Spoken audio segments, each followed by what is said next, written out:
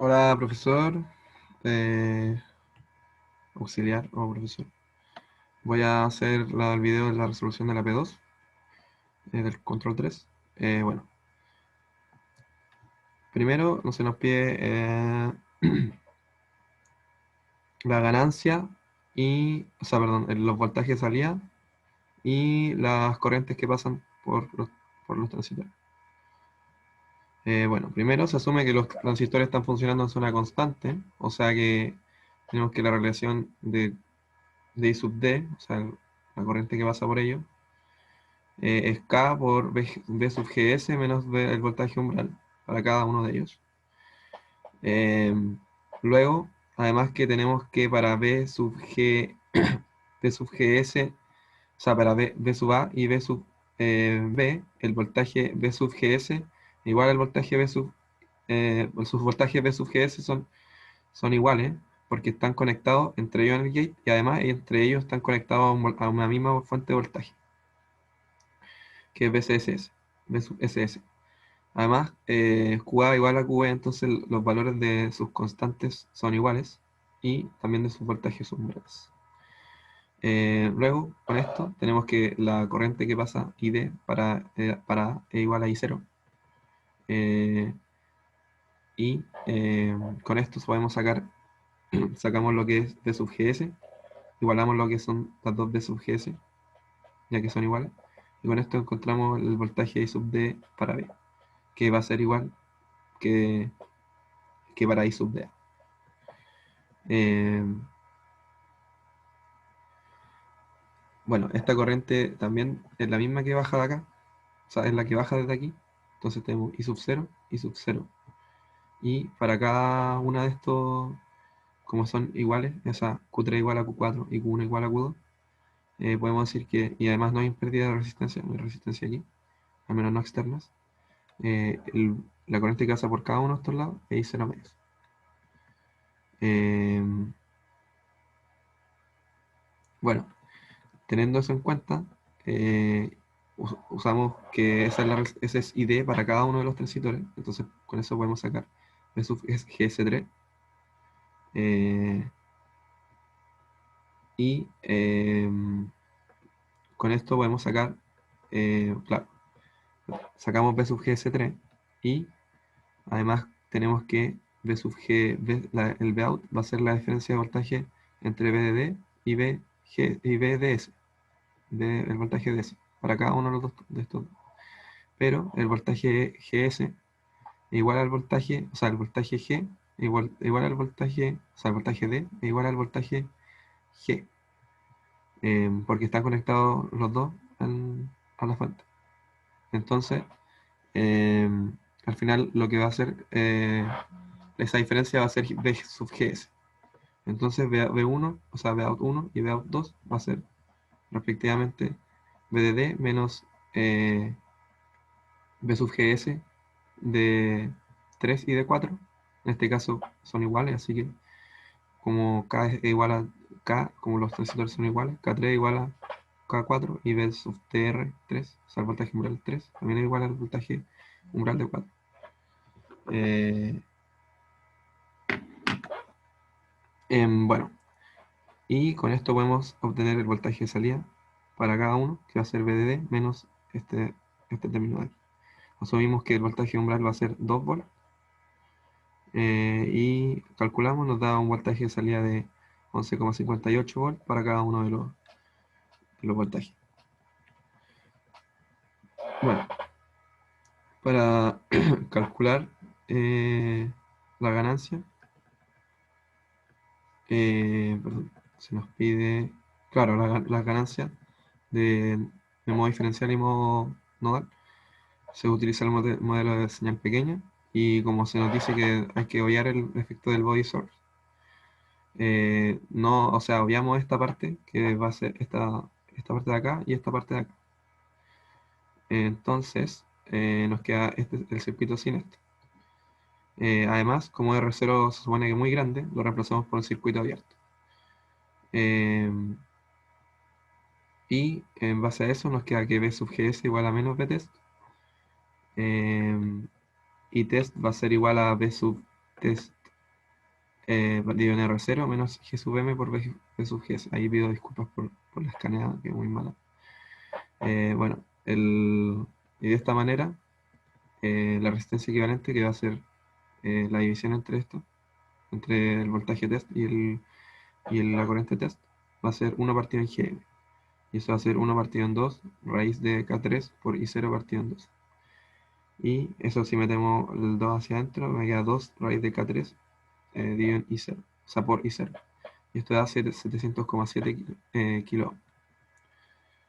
Y de la misma manera, como K3 igual a K4, se obtiene también el mismo valor para el R equivalente del resistor 3 y 4. Y bueno, utilizando esto, digamos, el siguiente circuito equivalente para toda la zona amplificadora. De esta manera podemos obtener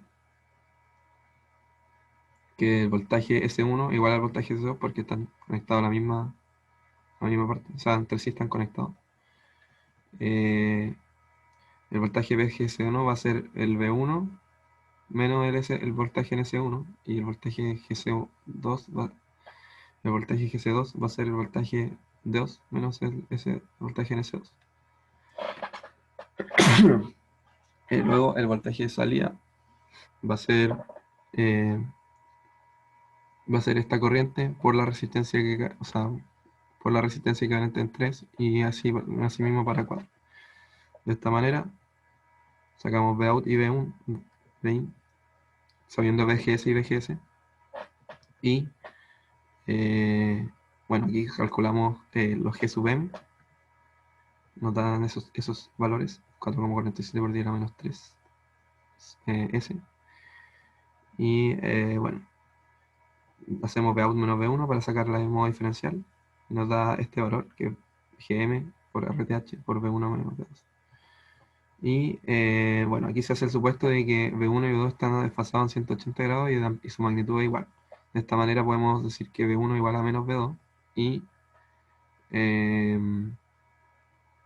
nos da este valor de ganancia. Luego, de la misma manera, para el modo normal se hace el supuesto de que V1 y V2 son iguales en magnitud, pero y están en la misma fase. O sea que V1 igual a V2 en el fondo. Y de esta manera nos da una ganancia en modo normal de igual a 0.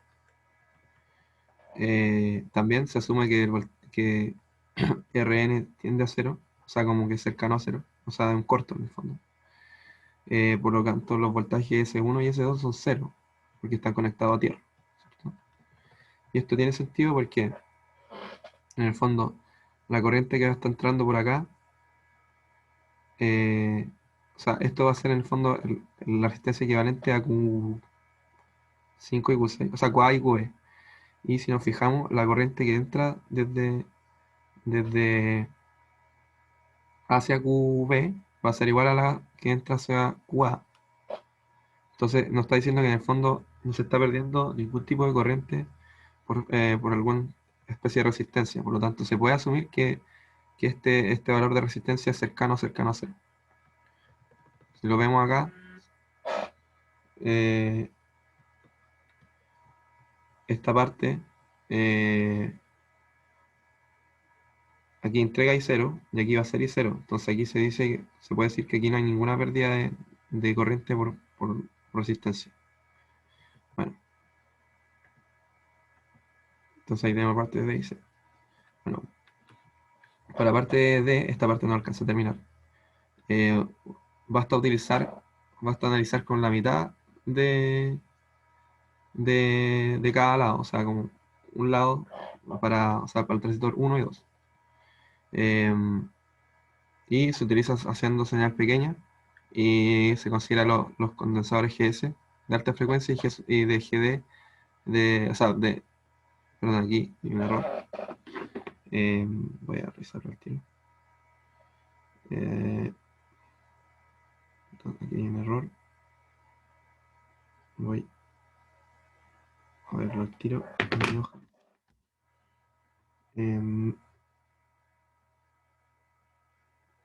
Aquí hay un error y... claro, sería B sub GS de alta frecuencia y B sub GD de baja frecuencia. Disculpe. Bueno, haciendo esto nos queda este circuito equivalente, o sea, como de señal pequeña. En este caso B sub GS1 lo consideramos como 0. Y de esta manera nos queda que la resistencia equivalente es simplemente una parte de G sub M3 y nos da el valor de 500 ohms. De esta manera también podemos sacar la frecuencia de corte 1, que va a ser 318,3 MHz. Y de la manera análoga se obtiene un circuito bastante similar para GS1, y, porque se hace B sub GS3 igual 0, y se obtiene esta frecuencia. La parte, después había que hacerlo con C sub GD3 para poder analizar bien, pero no me alcanzó el tiempo, así que, bueno, en virtud de eso, pues, no voy a seguir en el... Bueno, para la parte E se tiene una topología, se puede utilizar una topología MOSFET en cascada, como se vio en clase, ya que todos los voltajes B sub GS son iguales y son iguales a voltaje DS eh, para cada uno de los MOSFET. Y de esta manera se asegura que las corrientes que pasan por ellos son iguales y son de valor I0. Y como último, para que este circuito sea OPAMP, podemos ver que esta es como la configuración a grandes rasgos de un OPAMP. Y nada, bueno, se puede ver que aquí tenemos un par de resistencias. Si consideramos que Q1 y Q3 son estas, podemos utilizarlas como una resistencia, o obtener su resistencia equivalente. Estos cumplirían este rol. Tenemos voltajes de entrada que serían BDS, BS, en este caso, o sea, es que son además voltajes como del mismo valor, de la misma magnitud, pero distintos signos. Eh, y eso se cumple también en este circuito. Lo único que faltaría entonces sería poner una resistencia grande en la entrada, en los inputs, y una resistencia en la salida.